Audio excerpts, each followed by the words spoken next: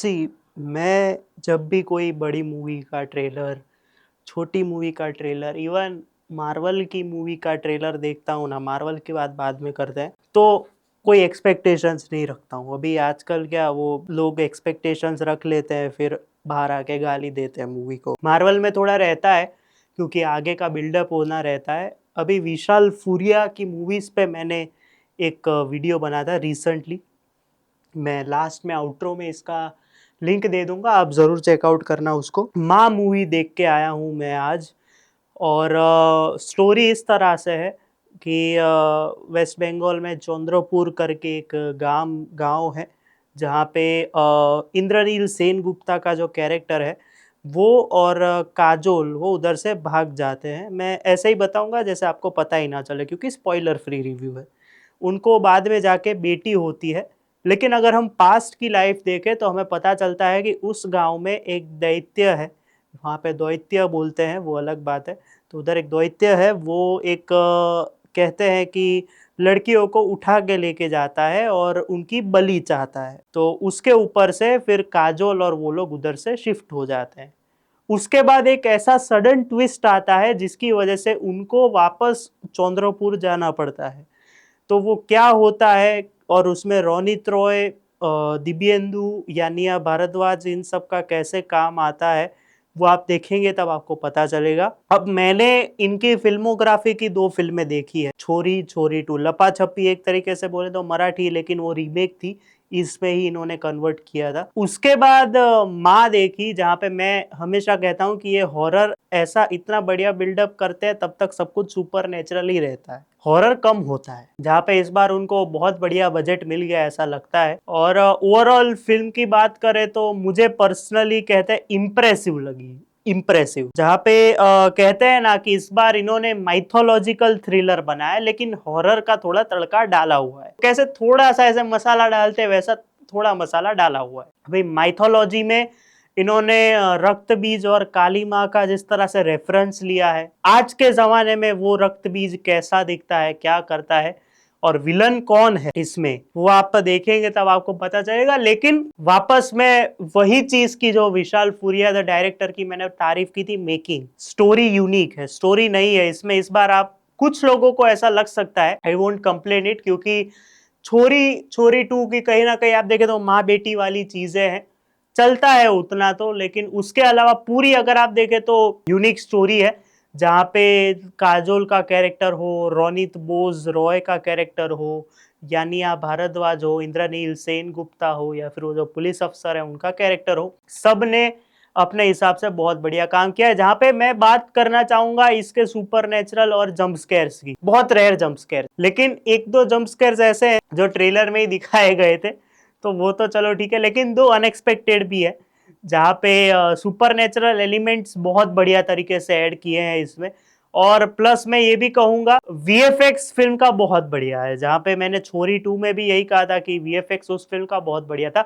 कुछ जगह पे ग्रीन स्क्रीन हो या फिर पीछे का बैकग्राउंड देख के आप समझ जाते हो कि दिख रहा है, लेकिन कोई बात नहीं। जहाँ पे वीएफएक्स की बात करें ना तो बहुत बढ़िया है। और लास्ट का सीन का वीएफएक्स हो या फिर पहली सीन का, जिस तरह से टाइटल कार्ड के पहले का जो पूरा सीन है उसमें वीएफएक्स हो, बहुत बढ़िया है। तो इसमें वो क्रीपी एलिमेंट्स ज्यादा है सुपर नेचुरल में, कि आप देखते ही आपको मतलब ऐसे कुछ हो जाता है अंदर से, वैसी चीजें बहुत है। तो ये सारे तो पॉजिटिव्स थे। एक नेगेटिव मेरे को ऐसा लगा कि ये क्लाइमेक्स में, कहते हैं ना कि क्लाइमेक्स कहीं ना कहीं थोड़ा कंफ्यूजिंग तो नहीं लेकिन अंडरवेलमिंग हो गया। जहाँ पे ये लोग करना कुछ चाहते थे, अचानक से कुछ और हो गया, फिर अचानक से कुछ और हो जाता है, तो वैसे वो थोड़ा लगता है कि हाँ अभी समझ गए भाई, तुम खत्म करो। खैर वो तो है, लेकिन इसमें एक वो पुलिस वाले और काजोल एक सुरंग में जाते हैं। अभी वो सुरंग में जाते हैं तो उधर से आवाजें आती है, लेकिन उसका कोई आगे रेफरेंस ही नहीं आता, कुछ रेफरेंस ही नहीं आता, क्योंकि अंदर कुछ दिखाया जाता है लेकिन उसका कोई रेफरेंस ही नहीं आता। इसमें एक एक्शन सीन है गाड़ी वाला, जो आपने ट्रेलर में देखा होगा। यू कैन ऑलरेडी गेस के अजय देवगन ने वो एक्शन सीन क्राफ्ट किया होगा। चलो भोला मेरे को पर्सनली पसंद नहीं आई थी, लेकिन उसका जो एक्शन सीक्वेंस था, फिर वो त्रिशूल वाला हो, ये गाड़ी वाला हो, तो वो उस हिसाब से बहुत बढ़िया फिल्म थी एक्शन वाइज। इसका भी वो जो एक एक्शन सीन है बहुत बढ़िया है, जहाँ पे इतने सारे भूत आ गए हैं, अंदर बेटी बैठी है, और ये पहली बार हुआ है कि इसमें एक अलग से कुछ ब्रेव चीज दिखाई गई है। वैसे तो उसका और स्टोरी का कहीं ना कहीं कुछ कनेक्शन है भी और नहीं भी, लेकिन कोई बात नहीं। एक्टिंग की बात करें तो काजोल को बहुत दिनों बाद कहूंगा, क्योंकि दो पत्ती में देखा था लास्ट में, बहुत दिनों बाद बड़े पर्दे पे देख के मजा आया, और उन्होंने अपना काम बहुत बढ़िया किया। स्पेशली मैं एक्टिंग को एक मिनट बाजू में रखूंगा, इसमें एआई का जिस तरह से यूज हुआ है, जो रक्त बीज और महाकाली माता के ऊपर जिस तरह से किया है, प्लस एक सीन में महाकाली माता के जो दर्शन दिखाए गए वो गूस बम्स है, गूस बम्स है, मतलब माइथोलॉजिकल थ्रिलर कैसे कहते हैं वो इसमें बहुत बढ़िया तरीके से इन्होंने दिखाया है।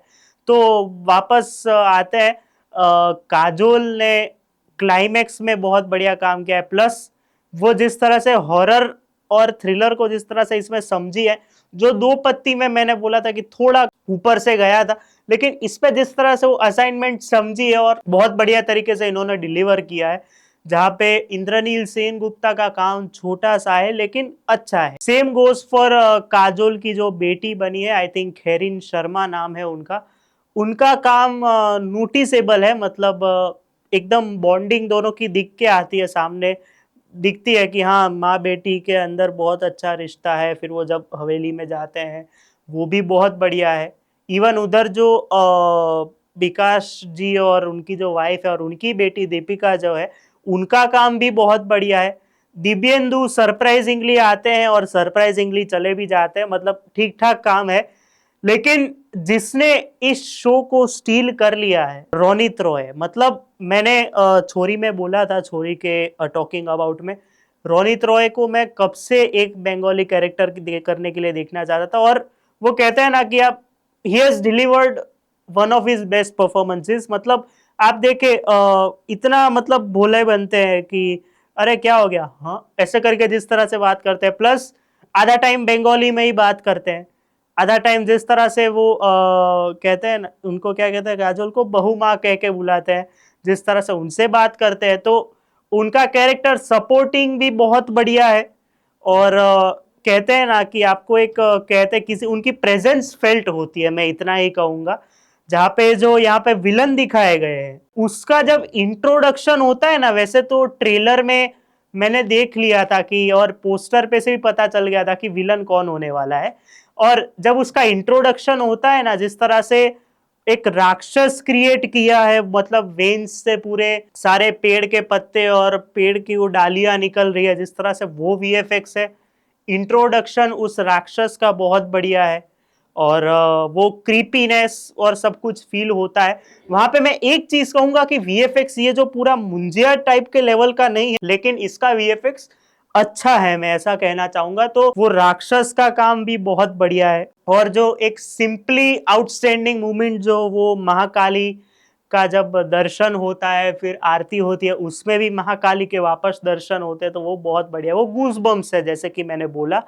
तो ओवरऑल माँ मूवी जो है वो एक आप एक बार ट्राई कीजिए, आपको बहुत मजा आएगा, मैं ऐसा गारंटी कर सकता हूँ। Super natural, horror, mythological, thriller, जो आपको जो बोलना है वो आप बोलिए, लेकिन आपको एक बार ये मैं रेकमेंड करूंगा कि आप ट्राई कीजिए। मुझे पर्सनली विशाल फूरिया सर का डायरेक्शन एज ऑलवेज बहुत बढ़िया था, और एक्टिंग भी सबकी बहुत है, उसमें भी रोनित रॉय तो मतलब ज्यादा कुछ कहने के लिए मैं कह ही नहीं पाऊंगा। और हाँ, मेन चीज मैं आपको बता दूं, लास्ट तक बैठिएगा, शैतान यूनिवर्स की बात हुई है इधर, तो कुछ है आप सबके लिए, तो लास्ट तक बैठिएगा, आप सरप्राइज शायद ही होंगे। लेकिन मुझे पर्सनली अभी ये देखना है कि ये लोग कनेक्ट कैसे करते हैं, और जो हैं वो तो हैं ही, जो भी आते हैं उनके अलावा कौन ही आएगा, मतलब तो वही चीज़ है। मेरी तरफ से मैं इस फिल्म को 3.5 स्टार्स दूंगा। Cinematography, VFX, acting, unique story, और उसमें भी रक्त बीज और महाकाली का जो रेफरेंस लिया है, हाँ 0.5 मैं इसलिए दूंगा क्योंकि जहाँ जहाँ पे बंगाली बोलनी है, जहाँ जहाँ पे रखिए उधर बहुत बढ़िया है, मतलब ज्यादा कुछ वो स्टीरियोटाइप करके भी ऐड नहीं किया कि जो बुलबुलैया 3 में गलती की थी। बहुत ही मेच्योर तरीके से बंगाली बुलवाई गई है, जैसे छोरी में आई थिंक हरियाणवी थी, सेकंड में भी आई थिंक हरियाणवी थी, तो उधर जहाँ जहाँ जरूरत थी वहां वहां पे उन्होंने रखा था। तो वो पर्सनली मुझे अच्छा लगा कि वो फ्लो इधर भी कंटिन्यू हुआ है, एक्शन सीन बहुत बढ़िया है। यानिया भारद्वाज का इंपॉर्टेंट रोल है, जैसे छोरी 1 में था वैसा ही उनका इधर इंपॉर्टेंट रोल है। और आई थिंक जो सेकेंड कैरेक्टर उनके रिलेटेड आता है जो काजोल की मदद करता है, वो भी आई थिंक वही है। तो उनका काम भी सरप्राइजिंग तो नहीं लेकिन एक इंपॉर्टेंट काम है, तो उनको भी देखने में मजा आया। तो 3.5 स्टार से मेरी तरफ से। अभी नेक्स्ट ट्यूसडे को मिलते हैं टॉकिंग अबाउट के नए एपिसोड के साथ, लेकिन उसके पहले स्क्विड गेम के वीडियो के साथ। तब तक के लिए बाय।